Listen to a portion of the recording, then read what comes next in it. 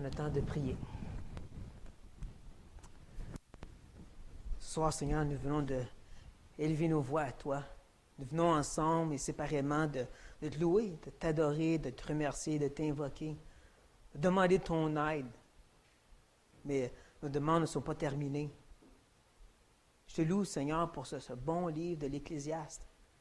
Et pour ce que ça allait nous dire, à nous, maintenant aussi.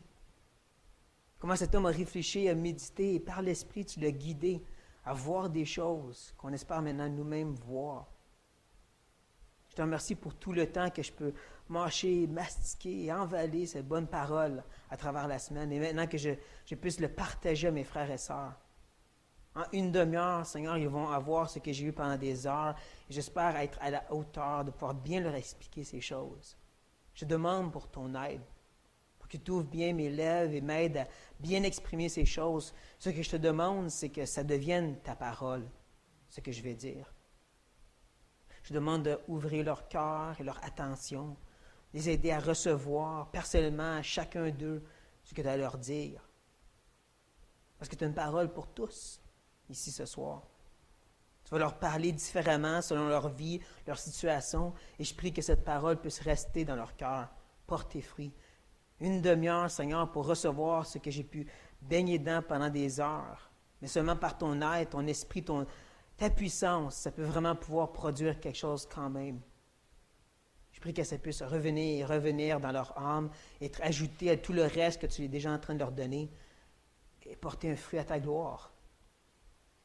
On demande donc que tu interviennes, grand Dieu. Amen. Oui, je vais vous demander de tourner dans l'Ecclésiaste au chapitre 5. Le livre de l'Ecclésiaste au chapitre 5. Mais en même temps, et comme la dernière fois je vous l'avais dit aussi, soyez sûr d'avoir une Louis II entre vos mains. Que ce soit une 1910, Genève, peu importe, une traduction Louis II. La raison est simple. C'est à cause du fameux verset 17 du chapitre 4, qui commence une nouvelle idée, et donc dans certaines autres traductions, on va trouver plus le chapitre 5, verset 1. Et pour être sûr qu'on soit tous sur la même ligne d'onde, et au moins pour terminer le chapitre 5, on va avoir la même traduction entre nos mains. Ça va aider. En parlant du chapitre 5, ce soir, on va le terminer et regarder la deuxième grande section de ce chapitre, où est-ce que Salomon va nous partager plusieurs petits proverbes, tous sur la bannière des richesses. Mais avant, j'aimerais vous rappeler la première grande section, au moins pour être sûr que vos souvenirs sont bien allumés. On a vu que c'est un appel à la vraie adoration. Où est-ce que Salomon voulait corriger 4 grandes erreurs. 3 qui se trouvent dans le domaine des pratiques religieuses et 1 dans la vie sur la terre. Et donc, premièrement, on a vu que lorsqu'on vient pour servir, c'est important d'écouter à place d'agir. Sinon, on va offrir le sacrifice des insensés. Ensuite, on a vu que lors de la prière, c'est bon aussi de s'arrêter, de réaliser à qui est-ce qu'on parle avant de s'adresser à lui. Finalement, ou troisièmement, on a vu aussi les vœux. Et je vous ai rappelé que les vœux, ce n'est pas juste dans la loi lévitique. C'est aussi pour nous les chrétiens. Chaque fois qu'on prononce une parole, qu'on promet quelque chose, c'est un vœu devant Dieu. Comme Jacques nous dit que notre oui soit oui et que notre non soit non. Sinon, il va y avoir des conséquences. Salomon nous a dit que Dieu pourrait s'irriter ou même détruire l'œuvre de tes mains. Donc, c'est sérieux. Mais par-dessus tout ceci, Salomon nous a donné non une série de règles pour pouvoir bien réussir, mais un commandement, crains Dieu. Une disposition de cœur va nous aider à vraiment l'adorer et à accomplir ces 3 choses-là. Mais comme je vous ai dit, il y avait une 4e. Il nous ramène sur la terre, ce champ de mine qu'il nous a montré pendant 4 chapitres. Mais là, cette fois, il a changé quelque chose. Sa perspective a changé. Il y a Dieu devant les yeux. Même que je vous dirais que les prochains chapitres de l'Ecclésiaste, en grande partie, vont revenir sur des sujets qu'on a déjà vus au chapitre 4, mais cette fois, c'est un petit peu différent de la façon qu'il l'approche. Parce qu'il y a une autre vision. On l'a vu au verset 7, il nous reparle encore de l'oppression et de l'injustice. Sauf que cette fois, il n'est pas dérangé, il n'est pas attristé. Il dit, ne t'en inquiète point. Pourquoi? Parce que ses yeux regardent à celui qui est élevé par-dessus tous les mauvais dirigeants, le Dieu trinitaire. le Dieu au pluriel, si je peux dire Elohim. Maintenant, on peut s'approcher de cette prochaine section, où est-ce que Salomon va nous montrer autant positivement que négativement des aspects de la richesse. Commençons en lisant, à partir du verset 9. Celui qui aime l'argent n'est pas rassasié par l'argent, et celui qui aime les richesses n'en profite pas. C'est encore là une vanité. Quand le bien abonde, ceux qui le mangent abondent. Et quel avantage en revient-il à son possesseur, sinon qu'il le voit de ses yeux? Le sommeil du travailleur est doux, qu'il ait peu ou beaucoup à manger, mais le rassasiement du riche ne le laisse pas dormir. Il est un mal grave que j'ai vu sous le soleil, des richesses conservées pour son malheur, par celui qui le possède. Ces richesses se perdent par quelques événements fâcheux. Il a engendré un fils et il ne reste rien entre ses mains. Comme il est sorti du ventre de sa mère, il s'en retourne nu, ainsi qu'il était venu. Et pour son travail, il n'emporte rien qu'il puisse prendre de sa main. C'est encore là un mal grave. Il s'en va comme il était venu. Et quel avantage lui revient-il d'avoir travaillé pour le vent? De plus, toute sa vie, il mange dans les ténèbres et il a beaucoup de chagrin, de maux et d'irritation. Voici ce que j'ai vu. C'est pour l'homme une chose bonne et belle de manger et de boire et de jouir du bien-être au milieu de tout le travail qu'il fait sous le soleil, pendant le nombre des jours de vie que Dieu lui a donnés, car c'est là sa part. Mais si Dieu a donné à un homme des richesses et des biens, s'il l'a rendu maître d'en manger, d'en prendre sa part et de se réjouir au milieu de son travail, c'est là un don de Dieu. Car il ne se souviendra pas beaucoup des jours de sa vie parce que Dieu répand la joie dans son cœur.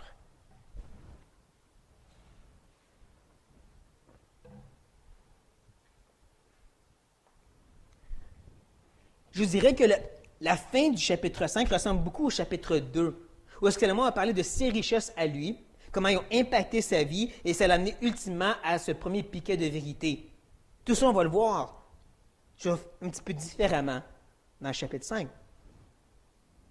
Je vous dirais aussi qu'à travers l'histoire chrétienne, ce sujet des richesses a quand même eu beaucoup de controverses rattachées, beaucoup de débalancements.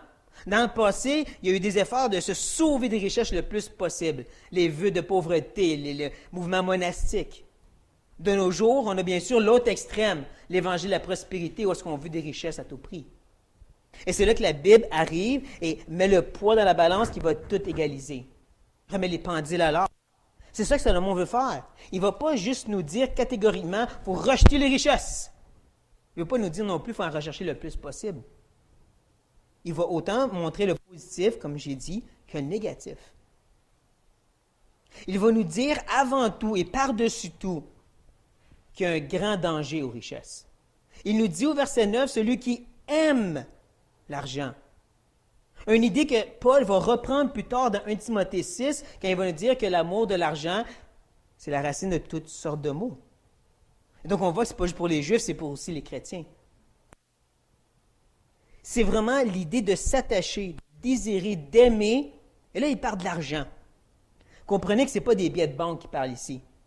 Le mot, ça parle vraiment du minéraux, si je peux dire, comme l'or, l'argent, le bronze.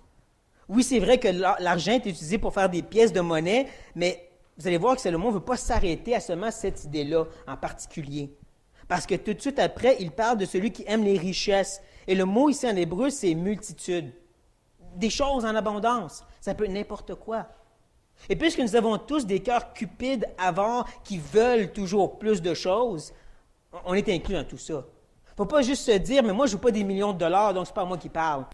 Non, si tu veux, si tu aimes, si tu désires des choses, et comme j'ai dit, on a des cœurs comme ça, ben c'est à nous que Salomon parle. Et ce qu'il va faire, c'est qu'il va nous présenter 6 problèmes avec l'amour de l'argent ou des biens terrestres. Le premier, c'est qu'on ne sera jamais rassasié. Ça, c'est vraiment le fondement, c'est la base de comprendre que ça ne va jamais pleinement nous satisfaire. Parce que nos cœurs sont comme des aspirateurs toujours en fonction. Peu importe ce que tu mets dedans, ça l'aspire. C'est des puits sans fond. Et seulement Dieu qui est infini peut remplir ce puits. Tout le reste, on les garoche dedans, puis il y a toujours de la place.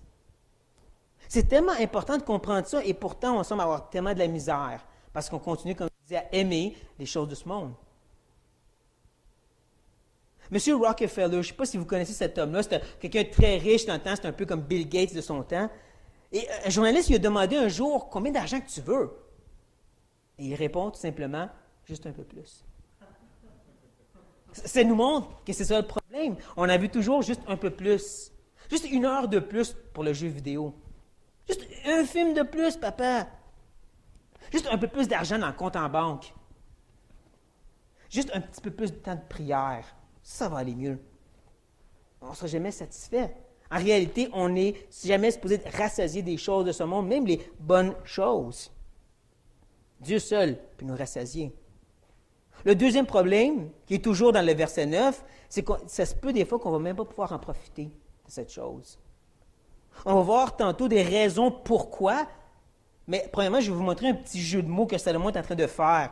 Vous savez déjà que le mot richesse, ça parle de multitude, mais le mot profite, ici, ça parle de produits, comme les produits de la terre. Donc, la crampon, c'est traduit de cette façon. Et celui qui aime les richesses n'en goûte pas le fruit. C'est un peu ça le jeu que Salomon veut faire ici. Le fermier qui va avoir mis tous les meilleurs légumes et fruits qu'il voulait. Mais pour une raison X, il ne pourra pas les cueillir et les manger. Il ne pourra pas les goûter et en profiter. Et en parlant de profiter, de manger, bien, ça nous amène au troisième problème, le verset 10. Quand les biens abondent, ceux qui le mangent abondent. C'est les parents comprennent ça. Mais c'est aussi les gens qui cherchent à construire les grosses compagnies. Hein, tu veux toujours avoir un plus grand business. Mais ça veut dire plus d'employés que tu dois former, que tu dois payer. Il y en a toujours plus de gens qui ont besoin. Ça, c'est une des raisons justement pourquoi tu ne peux pas en profiter. Quelqu'un d'autre en profite à ta place. Il continue à dire au verset 10, « Quel avantage en revient-il à son possesseur selon qu'il le voit de ses yeux? » Il peut juste le voir se passer devant lui. L'argent passe dans une place, puis il revient à l'autre. J'amène l'épicerie à la maison, puis c'est lui qui le mange. C'est ça, c'est... Mais regardez comment c'est traduit dans la Sommeur. Plus on possède de biens, plus se multiplient les profiteurs. Et quel avantage en tire leur possesseur, si ce n'est le spectacle qu'ils lui offrent? Ça fait tellement penser ici à ce qu'on appelle un entourage. Je ne sais pas si vous savez de quoi je parle. Lorsque, disons, une vedette de sport réussit à avoir un beau gros contrat, il y a un entourage. Hein? Des amis, de la famille qui le suivent partout, qui profitent de sa richesse. Puis en retour, ben, il lui offre une sorte de spectacle. Hein? Il le garde heureux. Parce que s'il n'est pas heureux, il se débarrasse de toi. Ça va passer un peu à ça. Mais ultimement, comme on a dit, le troisième problème, c'est qu'il ne pourra peut-être pas manger parce qu'un autre va en profiter. On n'a pas fini. Au verset 11, il continue en disant que le sommeil du travailleur est doux, qu'il ait peu ou beaucoup à manger. Et je vous dirais ici que c'est un peu comme un aperçu de la grande conclusion qu'on va voir à la fin. À cause de ceci, je vais mettre ça de côté maintenant, je vais mettre sur l'étagère, puis on va sauter tout de suite au mais. Mais le rassasiement du riche ne le laisse pas dormir. Certains le prennent littéralement, cette phrase, et disent qu'il a tellement trop mangé qu'il a mal au ventre qu'il ne peut pas dormir. C'est vrai, c'est drôle, mais je crois qu'il ne faut pas être trop littéral avec un texte poétique. Surtout quand on fait le lien avec le verset 9, où est-ce qu'il nous a parlé du fait qu'on ne sera pas rassasié. Mais même si tu penses que tu es rassasié, bien, tu comprends que ça t'a coûté ton repos. Ça, c'est une idée qui revient beaucoup dans ce que Salomon nous a dit jusqu'à date. Comme justement au chapitre 2. Au chapitre 2, il nous a parlé de quelqu'un qui travaille avec sagesse et succès. Il réussit. Mais à la fin, qu'est-ce qu'il reçoit? Du chagrin et un manque de sommeil. Ou comme celui du chapitre 4, ce super séraphin qui a essayé de l'accumuler et qui est tout seul. Qu'est-ce qu'il y a vraiment en retour? C'est un manque de sommeil. Comme je dis, c'est une idée qui revient beaucoup sur cette idée. Et je fais exprès de parler de sommeil, mais aussi de repos. Parce que ce n'est pas juste, tu vas avoir des courtes nuits, mais c'est aussi tes journées de vacances, tes journées de fin de semaine. Oublie ça, si tu veux construire ton entreprise. Tu vas te brûler pour avoir ce que tu veux. Et je pense que les adultes vont peut-être plus comprendre ça que les jeunes, mais on finit par se brûler pour avoir ce qu'on veut, nos études, notre belle maison, ou quoi que ce soit. on manque ce sommeil. C'est un autre problème. Et là, Salomon va empirer la situation. Je dis ceci à cause qu'au verset 12, il dit « Il est un mal grave que j'ai vu sous le soleil. » C'est comme s'il arrête une seconde et il dit « Là, ça, c'est grave. » Pour moi, c'est comme s'il dit « Ça, c'est pire encore. » Les richesses conservées pour son malheur. C'est quoi le malheur? Verset 13 nous le dit. Ces richesses se perdent par quelques événements fâcheux. Il ne faut pas essayer de s'arrêter et deviner c'est quoi l'événement fâcheux. Il a fait des magouilles, c'est pour ça. Il n'a pas fait des bonnes recherches pour ça. Non, le but ici, c'est Salomon veut nous montrer un petit clin d'œil de Dieu-incidence. Un acte providentiel. Dieu l'a, fait perdre qu'est-ce qui était à lui, par une sorte d'événement, de situation. Ça, c'est une autre raison pourquoi tu ne pourras pas profiter de qu'est-ce que tu recherches. Dieu peut tout simplement te l'enlever. Je sais, moi, dans ma vie, à maintes et maintes reprises, des choses à laquelle j'allais peut-être trop m'attacher ou que carrément je m'étais trop attaché, Dieu les a enlevés. Et c'est frustrant un peu quand tu t'efforces, tu manques de sommeil, tu te donnes pour l'avoir, puis quand tu arrives, tu te l'enlèves. Quelle cause de frustration. En plus, il nous dit que son fils, il n'y aura rien. Ça, c'est l'inverse du chapitre 2. Je ne sais pas si vous vous rappelez, mais Salomon nous parlait de son inquiétude, que celui qui allait venir après lui, son fils, allait être peut-être un insensé, qui allait mal s'occuper de toutes ses richesses et ses belles constructions. Mais là, c'est l'inverse. C'est le fils qui devrait avoir peur de tout perdre parce que papa a eu un événement fâcheux. Mais encore pire. Rendu au verset 14, Salomon va sortir le 2 par 4 de la mort qu'on a vu au chapitre 2. Vous savez, c'est qu'il a vraiment sonné, qu'il a assommé, qu'il a fait débouler. Il nous dit, comme il est sorti du ventre de sa mère, il s'en retourne. L'idée de s'en retourne, c'est retourner au ventre. Pas le ventre de la mer, le ventre de la terre. Que la mort, c'est le grand égalisateur qui fait en sorte que tu vas tout perdre. Tu ne peux rien amener avec toi. C'est vraiment quelque chose de pire. Parce qu'ensuite, au verset 15, il dit, c'est encore là, donc un autre mal grave. Mais il n'est pas fini, parce qu'il va dire, encore une fois, quel avantage. Rappelez-vous, ça c'est une expression préférée de Salomon, qui veut dire quelque chose qui ne demeure pas. Et la dernière expression, il travaille pour du vent.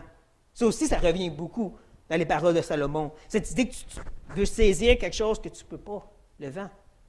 Donc, il empile ici ses expressions favoris pour qu'on comprenne que ça, c'est vraiment le pire de tout. La mort, comme j'ai dit, ça enlève tout. Peu importe si tu as réussi, si tu es rassasié, quand tu meurs, tu perds tout. Ça n'a rien donné. C'était du vent, c'était vain, tous tes efforts. Et pour être sûr qu'on a compris dans notre tête dure à quel point c'est inutile d'aimer les biens de ce monde, on a une mini-conclusion au verset 16. Où est-ce qu'il dit « de plus ». Voici quelque chose de plus. Voici qu'est-ce qui est pire encore, si je peux dire. Voici ce que vous devez comprendre. Et là, il va empiler les adjectifs.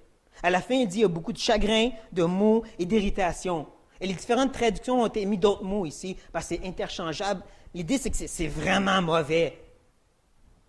Vous vous rappelez, en répétition égale importance, mais quand il répète des adjectifs similaires, surtout 3, on devrait comprendre c'est vraiment pas bon.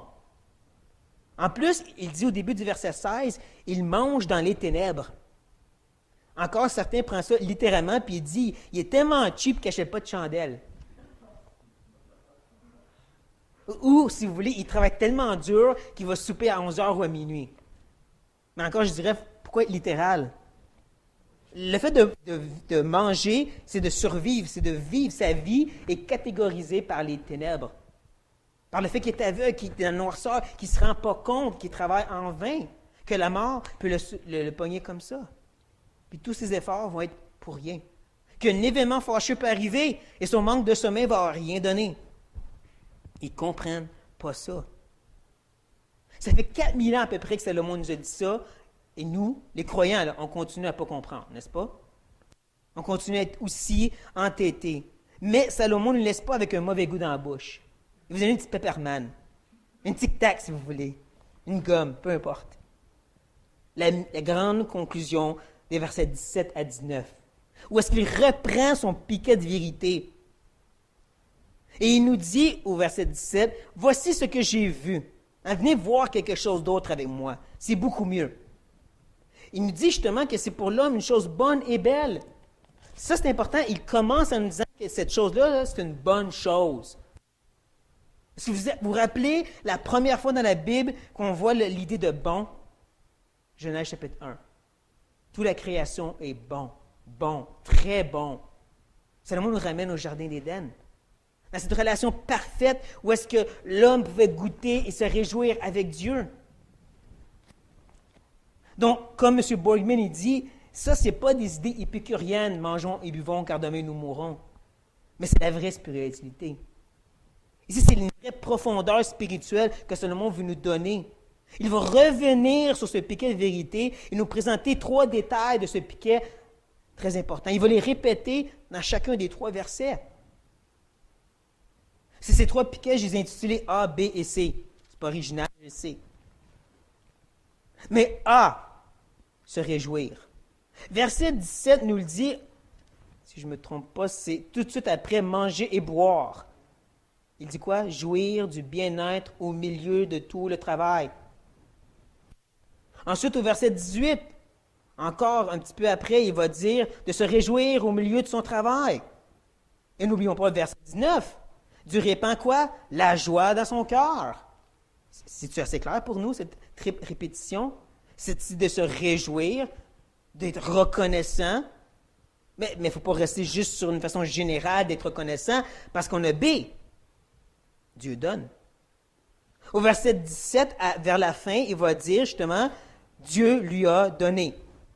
Et là, tout de suite après, au verset 18, pour être sûr qu'on n'a pas oublié, il répète, mais si Dieu a donné. Et là, parce qu'on sait qu'on va oublier, il répète à la fin du verset 18, un don de Dieu. Et comme nous, on l'a vu au verset 19, Dieu répand. Juste pour qu'on comprenne, ce qu'on a, ça vient de Dieu. Et quelque chose de vraiment spécial du mot répand. C'est un autre de ces mots très larges, un peu comme richesse. Ça peut parler autant d'opprimer que d'occuper. Donc, dans la Nouvelle Bible seconde, on lit ceci. Tant que Dieu l'occupe à la joie de son cœur. Ce que j'aime de cette version, c'est cette idée que lorsqu'on est préoccupé par nos souffrances et nos difficultés, Dieu vient nous distraire, si je peux dire, nous occuper avec la joie. Un petit shot de morphine spirituelle pour nous aider à passer par-dessus nos difficultés. Mais c'est pas tout. Regardez bien dans la Darby. Car Dieu lui a donné une réponse dans la joie de son cœur. C'est parce que, il semblerait, selon les experts, le mot répand peut aussi parler de révéler ou de se manifester à quelqu'un. Donc, Dieu répond, Dieu se manifeste, se présente par la joie. Pensez au fruit de l'Esprit, qui bien sûr contient la joie. C'est une façon que le Saint-Esprit vient connecter avec nous, être en relation avec nous. Ça me fait penser à une histoire que j'ai entendue il n'y a pas longtemps. Il y avait un chrétien dans une église, pas cette église, qui y allait vraiment pas bien, mais il ne disait rien à personne. Et une soirée, un frère de l'église l'appelle, puis il lui dit, « Dieu m'a vraiment mis à cœur de vouloir savoir qu'est-ce qui se passe dans ta vie, puis de prier pour toi. » Et ça l'a comme ouvert la porte, il a vidé son cœur, puis c'était merveilleux. Et plus tard, il dit ça à son pasteur, puis il lui dit, c'était comme si Dieu, il me disait qu'il m'aime par l'appel de ce frère. C'est ça que je veux dire. Dieu répond par la joie. Dieu se manifeste par ses plaisirs, par ses bien-être. Je me rappellerai aussi, pour ceux qui sont capables, il y a quelque temps, je vous ai montré un verset dans la loi lévitique qui nous montre que Dieu appelle les gens à boire des boissons fortes, alcoolisées, devant lui par forme d'adoration. Mais j'ai trouvé dans Deutéronome, la répétition de la loi, quelque chose d'encore plus grandiose. Regardez bien ça. Là, tu achèteras avec l'argent tout ce que tu désireras, des bœufs, des brebis, du vin et des liqueurs fortes. Tout ce que te fera plaisir. Tu mangeras devant l'Éternel, ton Dieu, et tu te réjouiras, toi et ta famille. En passant ça fait partie des 3 dîmes qu'Israël devait donner à Dieu. Il y en avait pour les Lévites, puis il y en avait comme ça où est-ce que tu mangeais devant Dieu cette dîme-là, à sa gloire, par forme d'adoration. Spécial, n'est-ce pas? C'est comme je vous ai dit, la loi de Dieu, c'est pas froid et distant, c'est Dieu qui nous montre son cœur, qui veut se faire connaître à nous. Et en parlant de Dieu donne, n'oubliez pas le fameux c'est. À la fin du verset 17, il dit « car c'est là sa part ». Au verset 18, on retrouve un peu la même idée, d'en prendre sa part. Et en parlant de part, c'est là que je vais retourner sur l'étagère. Verset 11. Hein, le fameux sommeil du travailleur qui est doux, qu'il y en ait peu ou beaucoup.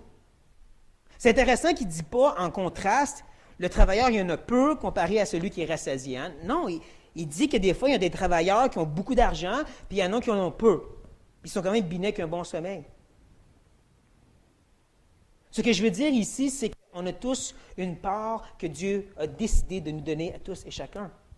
Autant une part terrestre, des bénédictions, qu'une part spirituelle, une relation avec lui particulière, avec des dons particuliers, avec un aspect spécial. Je n'aurai pas la relation avec Dieu que Marc-André a. Je n'aurai pas non plus les biens que Marc-André a. Parce que Dieu m'a attitré ma part. Et donc, à la place de regarder dans le jardin du voisin, regarde donc le fait que tu as une cour à toi, que Dieu t'a donnée. Et en parlant de part que Dieu donne, dans le verset 18, il va dire que Dieu donne des richesses et des biens s'il l'a rendu maître d'en manger. C'est tout ça que je vais regarder, rendu maître. En comparaison avec le verset 16, où est-ce que celui-là, il mange dans les ténèbres, hein, il ne peut pas en profiter. Ou au verset 13, où est-ce qu'il perd ses richesses, celui qui l'aime, les richesses.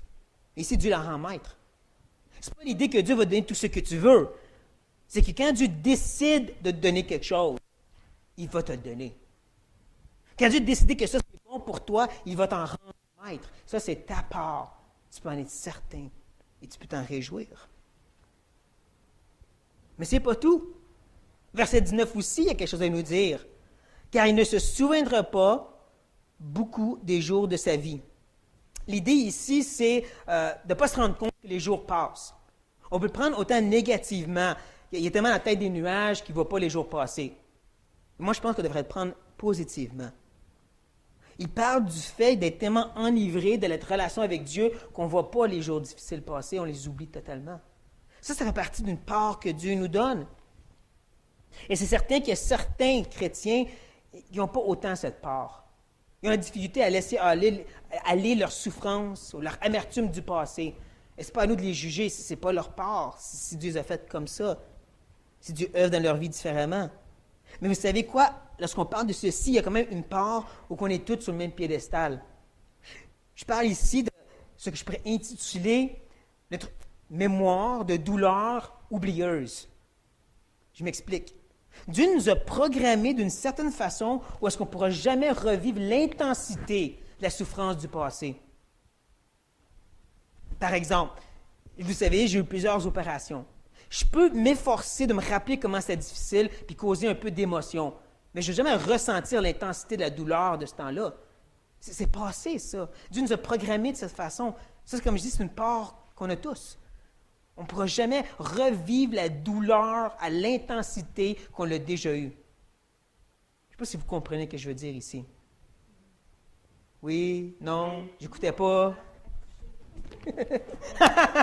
Oui, bon exemple. Dans la Bible, ça dit justement. Mais j'espère aussi que vous êtes assez honnête pour vous dire que oui, vous avez des cœurs avides, avares, cupides et des manufactures d'idoles. Que oui, on est fait pour aimer les choses de ce monde, on est fait comme ça. Et si c'est le cas, si vous êtes capable d'avouer, oui, c'est vrai, bien, prenons au sérieux les avertissements que le monde nous donne, les problèmes que ça peut nous causer. Comprenons qu'à la base, ça ne va jamais nous satisfaire. On ne peut jamais assez se le rappeler, ça. On ne peut pas être satisfait par les choses de ce monde. En plus, c'est possible que tu ne pourras même pas en profiter parce que Dieu peut te l'enlever, parce qu'un autre pourrait en profiter. Mais il y a aussi le fait que tu pourrais manquer de sommeil, te brûler pour cette chose que Dieu pourrait t'enlever. Mais ultimement, et par-dessus tout ça, c'est de comprendre que la mort vient annexer le tout. Je ne veux pas être morbide, je ne veux pas vous faire peur, mais si vous avez un accident ce soir et que vous mourrez, est-ce que vous comprenez que vos beaux cadeaux de Noël que vous avez reçus ou que vous êtes faits peut-être ne vont pas vous suivre? Est-ce que vous comprenez que vos projets présents, là, que ce soit des belles rénovations, que ce soit des examens que vous devez faire, que ce soit même peut-être de pouvoir avoir un bon couple ou une bonne famille, ça ne sera jamais terminé si vous mourrez ce soir. Vos plans futurs, comme cet été, d'avoir un beau jardin ou de faire des vacances de famille, ça ne va pas se réaliser si vous mourrez ce soir. Non, la seule chose, si je peux dire, qu'on amène avec nous au ciel, c'est notre relation avec Dieu. Cette relation où est-ce qu'on apprend puis on réalise comment profiter, se réjouir, se régaler de la part que Dieu nous donne, qui va demander certainement un grand effort. Je ne parle pas de pensée positive en soi, mais c'est quand même un effort mental de se concentrer sur ce que Dieu nous donne pour pouvoir s'en réjouir de notre part, si je peux dire, à la place de regarder à celle des autres. C'est de s'efforcer de rester balancé, de ne pas abuser des choses de ce monde, mais de savoir comment bien les utiliser.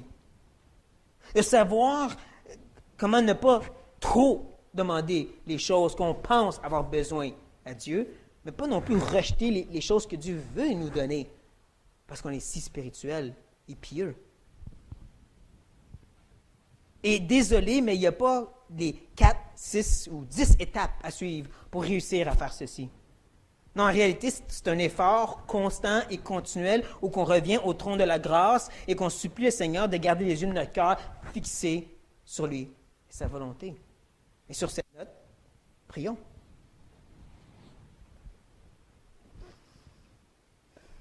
Encore une fois, Seigneur, je te remercie pour cette parole. Et combien que nous sommes lents à comprendre. Combien nos cœurs sont prompts à aimer les choses qui sont ici, même les bonnes choses. Oh, les bonnes choses qui réussissent quand même à nous convaincre que c'est correct de l'aimer. C'est correct de s'y attacher, de vouloir tout construire. Et oups, on vient juste d'en faire une idole. Viens détruire, Seigneur, cette manufacture d'idole qui est en nous.